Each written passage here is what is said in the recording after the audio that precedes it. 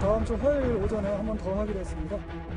국민들이 어려운 시기에 또 이런 일을 가지고 너무 오래 끌면 안 되니까.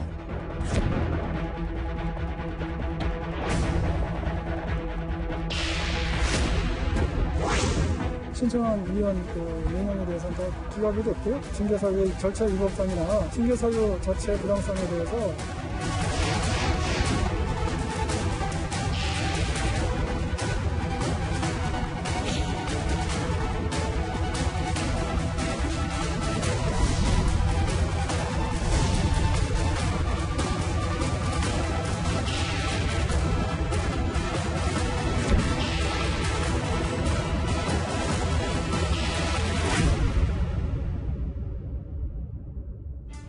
예, 금요일 뉴스탑10은 아직 끝나지 않은 추윤 갈등 얘기부터 시작을 해보겠습니다. 9시간 넘게 진행된 윤석열 총장의 이 징계 여부와 그 수위를 결정할 법무부 징계위, 결국 결론을 내지 못하면서 다음 주 화요일에 다시 열리게 됐습니다. 먼저 어제 저녁 모습부터 보고 얘기 나눠보도록 하겠습니다. 일단 오늘 일정은 끝났는데 오늘로 완전히 맞춰진 건 아니고요. 그 심의기를 다음 주 화요일 오전에 한 번 더 하기로 했습니다. 아쉬운 거라면 어쨌든 저희들이 법리적으로 주장했던 것들이 많이 안 받아들인 게 좀 아쉬운데요. 피청구인 절차를 잘 보장해가지고 방어권 지장이 없도록 이렇게 협의하고, 국민들이 어려운 시기에 또 이런 일을 가지고 너무 오래 끌면 안 되니까 신속한 심리도 또 같이 추구하도록 하겠습니다. 이제 하나하나 짚어보도록 하겠습니다. 이현정 의원. 네. 다음 주 화요일 본 게임은 그때다라는 얘기가 나오고 있는데, 실제로 이때 다음 주 화요일에는 윤 총장이 직접 출석할 가능성도 있다, 이런 얘기가 나오고 있더라고요. 그렇습니다. 일단 징계위가 2일 날 열리려 했다가 4일 날 연기가 됐고, 그다음에 10일 날 이제 어제 개최됐지 않습니까? 근데 사실 어제 같은 경우는 보면 이 윤 총장 측에서는 이 절차상의 문제점, 또 징계위원회 자격의 문제점, 이런 걸 굉장히 집요하게 파고 들어갔어요. 그럼 뭐냐면 일단 초반부에는 이 위원장의 자격 문제, 즉 추미애 장관이 원래 당연직 위원장인데 제적이 됐지 않습니까? 예. 그러면 문제는 후임 위원장을 선정을 해서 이 위원장 주도로 소집을 해야 되는데, 문제는 추미애 장관이 계속적으로 이제 그 역할을 해왔단 말이죠. 이제 그 부분에 대한 법률적인 문제 제기를 했고, 그다음에 점심시간 뒤에 이어서는 징계위원들의 어떤 자격 문제에 대해서 어떤 지적을 했습니다.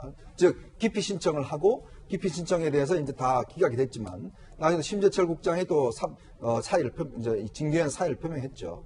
등등 여러 가지 어떤 법률적으로 보면 근거들을 남기는 행위를 많이 했어요. 그 이야기는 뭐냐면, 어차피 이 징계위가 윤 총장에 대해서 중징계를 내릴 게 사실이 거의 확실하다고 한다면, 문제는 이후의 법률적인 논쟁에 대해서 어떤 근거들을 하나씩 마련해 나가는 건 아닌가 싶습니다. 예. 자, 그런 거라면 아마 다음 주에 있을 화요일 날 있을 징계위 같은 경우는 제가 볼 때는 윤 총장이 참여할 가능성은 굉장히 높다고 봅니다. 아하. 왜냐하면 지금 일단 7명의 증인이 신청이 돼서 지금 일단 증인이 나올 가능성이 높습니다.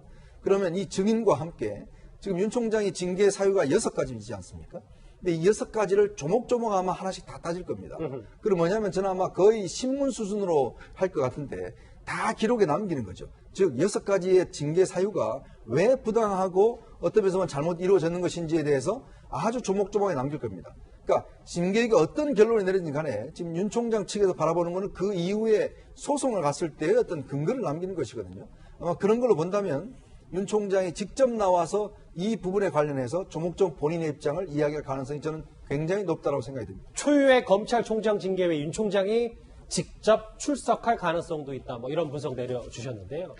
그런데 징계위가 한 번 더 징계위를 열다, 이런 결정을 내릴 수밖에 없었던 건 아마 문재인 대통령도 당부한 절차적 논란 때문인 듯합니다. 문재인 대통령은 윤석열 검찰총장에 대한 법무부 징계위원회 운영과 관련해 절차적 정당성과 공정성이 매우 중요하다고 강조했습니다. 신임 이용구 법무차관에게 징계위원회 위원장 직무대리를 맡기지 않도록 하는 것도 정당성과 공정성을 확보하는 방안이 될 것이라고 말했습니다. 절차 얘기는 좀 쭉 나오고 있는데요. 이도하 변호사님. 네.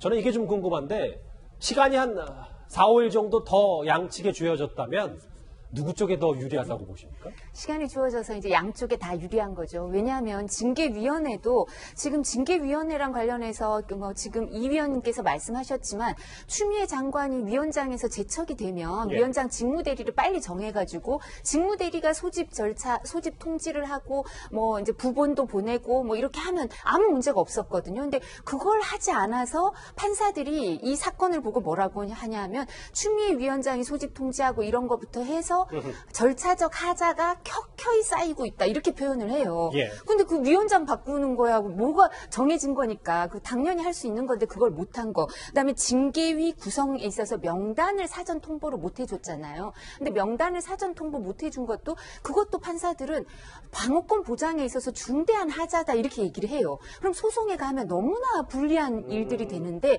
그걸 왜 못했을까? 그러니까 그게 일부러 안 해준 걸 수도 있지만 법조계에서는 저건 해줄 수 있는 건데 못한 거는 징계위 구성이 생각만큼 쉽지 않았던 거 아닐까? 이런 생각도 하거든요. 그러니까 징계위 구성이라든가 운영에 있어서 이제 뭐 지금 문재인 대통령이 말씀하신 것도 중요했겠지만 실제적으로 구성하고 운영해 보려니까 제대로 안 되고 있어서 이쪽에서도 시간을 벌어서 빨리 하기도 해야 되지만 이 전열을 정비할 필요가 있는 거예요. 본인들도. 그렇고 그다음에 뭐 그 윤석열 총장 측은 당연하죠. 이제 방어를 해야 되는 입장은 시간이 있어야 되거든요. 기록도 검토하고 그리고 거기에 대해서 논리도 개발하고 하니까 윤석열 총장 측에서는 시간 여유가 또 꼭 필요하죠. 생각보다 윤 총장 측 못지않게 징계위 측도 시간을 많이 벌어서 절차적 정당성을 확보해 나가는 중이다.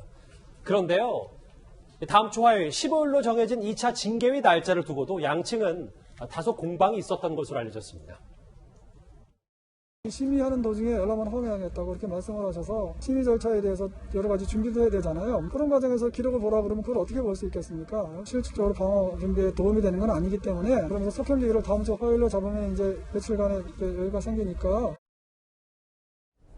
이도하 변호사님은 앞서 얘기했던 것처럼 남은 시간이 양쪽 다 유리하다고 말씀하셨는데 김근식 교수님. 네. 근데 원래 제가 듣기로는 징계위 측은 그냥 오늘 바로 하자라고 했는데 다음 주 화요일로 미뤄진 거잖아요. 그렇죠. 근데 이게 혹시 뭐 나중에 절차적 정당성, 너네가 원하는 쪽으로 좀 해줬다라는 일종의 절차적 명분 쌓는 거 아니냐라는 해석도 있습니다. 그러니까 이게 이제 세기의 징계 과정이고 징계 절차이기 때문에 어떤 결론이 나도 불복하는 쪽에서는 분명히 쟁송 절차에 돌입할 가능성이 크지 않겠습니까? 그렇다고 한다면 사법부의 판단에 또 결론이 나올 텐데 그 과정에서 제가 듣기로도 어떤 조직이나 공무원들이나 구성원이 징계를 받았을 때 징계에 불복해서 소송을 했을 때는 가장 많이 징계가 취소되는 이유가 뭐냐면 절차적 하자입니다. 예. 징계 절차에 하자가 있으면 무조건 그 징계는 취소가 됩니다. 그런 과정에서 본다면 징계를 추진하는 쪽이나 징계위원회 쪽이나 징계를 지금 방어하기 위해서 논리를 만들고 있는 윤석열 검찰총장 측이나 추미애 장관이 주도하는 이 징계위원회의 진행 방식에 대한 절차적 하자를 계속 만들어내고 준비하고 쌓아놓고 있는 거거든요. 그런 측면에서 보니까 징계위원회에서는 되도록이면 아까도 화면에 나온 것처럼 청와대가 밝힌 것처럼 대통령의 의중도 공정성과 절차적 하자는 만들지 말고 그냥 제대로 해라. 그래서 공정성과 정당성 가지도록 가야 되기 때문에 최대한 방어권을 보장하는 모양새는 추리는 것 같아요. 그게 하나 있고, 예. 그다음 윤석열 검찰총장 측은 아까 그 이 변호사가 이야기한 것처럼 심의 도중에 열람을 해주겠다고 갑자기 하니까 그전에 있지 않았습니까? 사전에 우리가 좀 기록을 열람해 보자고 했더니 추미애 장관 명의로 열람이 불가하다라고 고문을 보냈다는 겁니다. 그래서 열람을 못 하고 있었는데 심의 도중에 열람을 하겠다고 하니까 그 많은 분량을 보는데 시간이 필요하다는 논리를 통해서 바로 그 다음날 오늘 10일 날 속행하자는 징계위원회 주장을 반대해서 10일로 며칠 동안 만류를 연 것 같고요. 제일 중요한 것은 아까 말씀 나온 것처럼 이 징계의 절차적 하자가 과연 어느 쪽이 더 많은지를 따져보는 것이 결국 나중에 가서 징계 절차에 대한 법적 쟁점의 가장 중요한 관건이 되기 때문에 윤석열 총장 측은 그 부분에 대해서 계속 문제제기를 할 것으로 보입니다. 그러니까 윤 총장 측의 목소리를 일부분 징계위 쪽에서 들어준 그렇습니다. 거죠. 예. 사실 양측의 공방은 어제 오전 징계위 시작부터 치열하게 부딪혔습니다. 몇 차례 그래서 회의가 중단이 되기도 했는데요. 윤 총장 측에서는 준비한 문제 제기를 다 했다는 평가도 나오고 있습니다.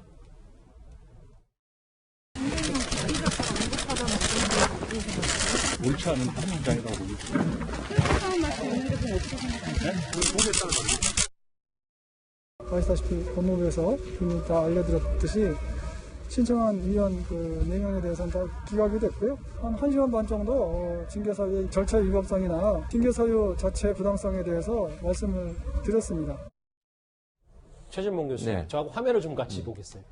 이게 사실 장기전으로 흐르니까 치열하게 그 약점을 파고들거나 장점을 극대화하는 걸로 갈 수밖에 없는데 여기 보면 윤 총장 측이 처음에는 뭐 기선제압, 초강수, 총력전 하나하나 따질 수 있는 건 다 따져 물었다. 이게 어느 정도는 절반의 성공을 거둔 거 아니냐라는 평가도 있습니다. 그렇게 보여지죠. 왜냐하면 1시간 반 동이나 본인들이 요구한 내용을 다 들어주도록 했고 그다음에 증인 7명도 다 신청을 받아들여줬어요. 그 말은 윤 총장 측의 변호인이 주장했던 여러 가지 주장들에 대해서 많은 부분 수용한 부분이 있다고 보거든요. 물론 100% 수용한 건 아니지만 그렇다고 하면 절차적 정당성의 문제가 계속 논란이 될 것에 대한 사전 포석의 부분이 있다고 저는 봐요. 만약에 이 문제가 끝나고 나서 윤 총장 측에서 또다시 법적인 어떤 소송전에 들어가서 본인의 징계가 잘못됐다는 소송을 했을 때 절차적 정당성을 따질 수밖에 없는데 예. 그 상황에서 한 번 내려진 징계가 뒤집어지거나 또는 문제가 돼서 만약에 사업적 판단이 다르게 나오게 되면 그건 엄청난 후폭풍을 맞을 수 있는 거 아니겠어요? 그런 차원에서 본다고 하면 대통령이 지시한 것도 어찌 보면 이런 가능한 한 변호인 측이나 윤 총장 측의 의견을 많이 들어주고 절차적 정당성을 잘 확보해서 추후에 법적으로 소송이 가더라도 다른 일이 일어나지 않도록 하는 사전 어떤 정비 작업이 반드시 필요하다는 관점에서 아마도 윤 총장 측의 의견을 많이 들어준 것 같고 그런 점에서 본다고 하면 윤 총장 측의 변호인이 주장했던 많은 부분들이 또 수용될 수 있는 기회가 됐다 이렇게 보여집니다. 예. 근데 디테일 전략에 좀 대표적인 게 하나 있는데요. 다음 화면을 좀 이두화 변호사님 저와 같이 볼까요? 여기 보면 정말 이 징계위의 녹음 요청이 나중에 어떻게 부메랑이 될 수도 있는 거예요. 뭐 양측 누구한테더라도. 그 윤석열 총장 측에서는 유리하죠. 왜냐하면 이게 아까도 여러분들이 말씀하신 것처럼 이게 법적인 소송, 쟁송이 됐을 때는 사실 제일 중요한 게 절차상의 하자고 그다음 지금 이 징계위 구성에 있어서는 예단을 가지고 있는 사람들이 그러니까 공정하게 그 징계 결정을 내리지 않을 것 같은 예단을 가지고 있는 사람들이 들어와 있다 이런 주장 아니에요. 윤 총장 측에서. 네, 근데 그게 다 기각이 됐죠. 기피 신청이 기각이 됐는데 그리고 한 명만 회피를 하니까 그러니까 지금 주장을 쭉 하는 과정에서 그 징계위원들의 발언을 쭉 녹음을 해서 들어보면 정말 예단을 갖고 있는지 아닌지도 알 수 있고 그다음에 그 사람들이 하는 말 속에 여러 가지 숨어있는 내용이 있을 수도 있기 때문에 윤석열 총장 측에서는 필요하고요. 그리고 윤석열 총장이 이렇게 녹음 요청까지 하는 이 디테일에 이제 천착하는 거는 예. 이유가 있어요. 저희도 사실 이 추미애 장관은 전혀 의도하지 않았을 텐데 또 법조계 역사에 큰 공헌을 하나 하시게 생겼는데 어떤 겁니까? 거냐면 검사나 판사가 신분 보장이 되잖아요. 신분 예. 보장이 되는데 징계로 이렇게 신분 보장을 징계를 받아서 신분 보장이 이게 해쳐질 거라고는 생각을 못했어요. 저희가. 그러니까 해임, 면직, 정직을 당해서 검사가 쫓겨나가고 판사는 정직까지 있거든요. 예. 그리고 정직을 하면 판사도 재판을 못 하는 거예요. 그러면 마음에 안 드는 사람이 있으면 아 저렇게 징계위 구성을 저런 식으로 해서 검사나 판사가 재판이나 수사를 못하도록 할 수도 있고 파면의 효과를 실질적으로 일으킬 수도 있겠네. 그럼 신분 보장해 놓은 거하고 이게 부딪히는 거 아닌가? 그렇다면 그전에는 징계를 어떻게 생각했냐면 예. 저도 아는 사람들이 징계하는 경우가 있죠. 근데 내가 징계받는 걸 아무도 모르게 해야지 이런 마음이 있어요. 왜냐하면 개인 비위니까 대부분의 징계는 개인적인 비위죠. 그러니까 아무도 몰랐으면 좋겠고 빨리 결론이 났으면 좋겠는 거예요. 네. 근데 이거는 그게 아니잖아요. 반대로 개인적인 다 비위가 알려지고 아니죠. 길어지고. 네, 그리고 이걸로 인해서 이 절차적인 그 규범을 마련해서 검사나 판사가 그 탄핵이나 아니면 그 유죄 판결이나 이런 게 아니라 징계라는 수단으로 검사나 판사가 쫓겨나가는 일은 그리고 재판을 못하는 일은 없게 해야 된다. 이게 우리가 관심을 지금까지는 안 기울였었는데 이런 수단으로 악용될 수도 있겠네. 그러니까 알겠습니다. 이번 기회에 한번 이거를 기준을 마련하자 이런 마음도 있을 수 있습니다. 어쨌든 윤석열 총장 징계위의 남은 절차 이제 핵심은 증인 신문이 될 것 같습니다. 증인들의 입이 변수가 됐습니다. 그 이름을 알 수 없는 분에 대해서는 인적사항이 확인되지 않았기 때문에 보류가 됐고 오늘 오전에 저희가 이정화 검사를 추가로 증인 신청을 했습니다. 증인 신청도 다 받아들여져서 저희가 신청한 증인 7명을 다 증인 신문을 할 예정입니다. 심재철국장 증인 채택은 어떻게 이루어집니까? 직권 발표. 어떤 배경을 가지고 있나요? 피청구인 증인 7명이나 체포해줬어요. 물어볼 거 있어가지고. 이게 혹시나 먼저 나오는 얘기가 이거 다음 주 화요일에도 안 끝내겠는데 라는 전망까지 나오는 이유는 바로 이것 때문입니다. 그렇죠. 증인이 8명이나 되는데 여러 가지 이름들 특히 어제 새롭게 오후에는 이 당시에 본인은 이 윤성장 감찰에 대해서 좀 부당하다 삭제 지시까지 받았다는 이정화 검사까지 포함이 되면서 벌써 8명이나 지금 징계위에 증인으로 나오거든요. 그러니까 이제 지금 다음 주 화요일 날 일단 징계위원회가 일단 열려서 정인심을 하게 되면 제가 볼 때는 아마 거의 조서 작성 수준의 치열한 대결이 벌어지지 않나 싶어요. 왜 그러냐면 지금 이 윤 총장 측에서 보면 이 등장한 증인들 같은 게 보면 6가지 사안이지 않습니까? 그중에 주로 이제 판사문건 사건이 아마 중심이 될 텐데요. 지금 사실은 이걸 어떤 미리 볼 수 있었던 게 지난번 법무부 감찰위원회에서 그때 한번 신문이 있었습니다. 그때 유역 감찰관하고 박은정 감찰 담당관, 이정화 검사, 그다음에 법무부에 있는 다른 이제 감찰 담당 검사들과 했는데 거의 박은정 감찰 감찰관과 다른 진영 싸움들이 거의 뭐 육박전 비슷한 말싸움을 벌였다는 거 아니겠습니까? 예. 이게 뭐냐면 유역 감찰관 같은 경우는 감찰의 총책임자잖아요. 근데 감찰의 총책임자가 아니 내 허락 없이 지금 모든 게 다 이루어졌다라고 지금 이야기를 하고 있고 박은정 담당관은 장관이 나한테 지시했다라고 이야기를 하고 있어요. 그러니까 이런 부분들에 대한 이제 하나의 정말 그때 감찰위원회는 그냥 그날 진술로 끝냈지만 이번에 이 그 징계위원회는 전부 다 녹취록으로 다 남습니다. 예. 그리고 어떤 면에서 보면 다 어떤 증거가 남습니다. 이게 이제 앞으로 법정에 가서 쓰여질 수 있는 증거가 될 수가 있는 거거든요. 자, 그렇다면 지금 여기에 보면 윤 총장 측이 유리한 진술을 해줄 수 있는 분들이 한 4명 정도 되고 그리고 또 윤 총장 측에 불리한 진술을 할 수 있는 사람이 이제 나머지 분들이 되는데 문제는 아마 윤 총장 측에서 굉장히 집요하게 물을 겁니다. 아주 자세하게. 그리고 또 이 윤 총장 측 같은 경우는 주로 이제 특수수사를 해본 분들이기 때문에 이런 부분에 대한 어떤 장점들을 충분히 발휘할 것 같고 특히 여기서 보면 말이 맞지 않는 부분이 나올 겁니다. 서로 간에 왜냐하면 책임 떠넘기가 있을 거예요. 왜냐하면 이게 나중에 지금 다들 법률가거든요. 뭐라고 하냐면 자기가 진술을 잘못하면 나중에 이게 법정에 가서 문제가 생길 수가 있다. 직권남용이나 이런 것 등등으로. 그러니까 녹음이 되기 때문에 또 부메랑이 될 수도 그렇죠. 있죠. 되기 때문에 굉장히 어떤 면에서 보면 자기 책임을 면탈하려고 노력을 할 거예요. 그러면 딴 사람한테 책임을 또 떠넘겨야 됩니다. 이제 그런 상황이 생기다 보면 그런 갈등을 잘 이용한다면 윤 총장 측에서는 굉장히 의외의 성과를 얻을 수가 있겠죠. 그러니까 결론은 어떤 면에서 보면 뻔하다 하더라도 그 과정에서 갈 수 있는 여러 가지 불법, 직권남용, 직무유기 등등 이런 부분을 의뢰할 수 있는 법률적 근거 이런 것들 아마 징계에 찾아내려 할 텐데 아마 제가 볼 때는 아마 다음 주 화요일 글쎄 하루 종일 해도 이게 모자라지 않을까 싶습니다. 워낙 이 논거들이 많기 때문에. 그런데 여기 보면 윤 총장 측이 요구한 여기 이성윤 서울중앙지검장이나 한동수 여기 있죠. 한동수 대검감찰부장, 뭐 정진웅 차장검사 이 인물들은 나오지 않을 가능성이 큰데요. 윤석열 총장 측 변호는 이렇게 말을 했습니다. 검사징계법상 강제로 데려올 수 있는 그런 절차는 없는데 뭐 이런 중요한 절차에서 안 온다 그러면 그 자체가 문제가 되지 않을까요? 자기들이 떳떳하다 그러면 안 올 이유가 없지 않습니까? 가부동수가 되면 의결을 못 하겠죠. 검사징계법상 가부동수일 때 누가 정한다는 규정이 없는 걸로 알고 있는데요. 바로 저 부분이에요. 이도하 변호사님. 이 얘기만 하고 다음 주에 넘어갈게요. 예. 왜냐하면 지금 징계위원이 심재철 국장이 자진 회피를 하면서 4명이 됐잖아요. 예. 근데 만에 하나 2대2가 나오면 예. 어떻게 되는 건지 그걸 좀 설명을 좀 해주세요. 2대2가 되면 사실은 이제 징계 수위가 쭉 있겠죠. 예. 지금 근데 저희가 생각하기에 뭐 견책 감봉하려고 이 정도까지는 안 왔을 것 같아요. 그죠? 그러니까 해임, 면직, 정직 3개 중에 하나일 텐데 지금 정직 얘기가 자꾸 나오죠. 1개월에서 6개월간 정직. 예. 근데 만약에 지금 말씀하신 것처럼 2대2가 나오면 그중에 징계 수위가 낮은 쪽으로 결론이 나지 않을까. 왜냐하면 여기에서는 명확한 규정은 없어요. 뭐 2대2가 있으면 위원장이 정한다든가 그렇게 규정이 있는 경우가 있는데 이게 없으면 합의를 해서 그래서 제가 아까 지금 며칠 시간을 번 게 구성과 운영에 있어서 징계위 측에서도 전열을 정비해야 된다고 제가 말씀을 드렸잖아요. 그러니까 내부에 이 동수가 나왔을 때 어떻게 할 건지 뭐 이런 부분도 이렇게 너무 노골적으로 얘기할 수는 없지만 본인들끼리도 전열을 정비할 필요가 있으니까 이 시간 동안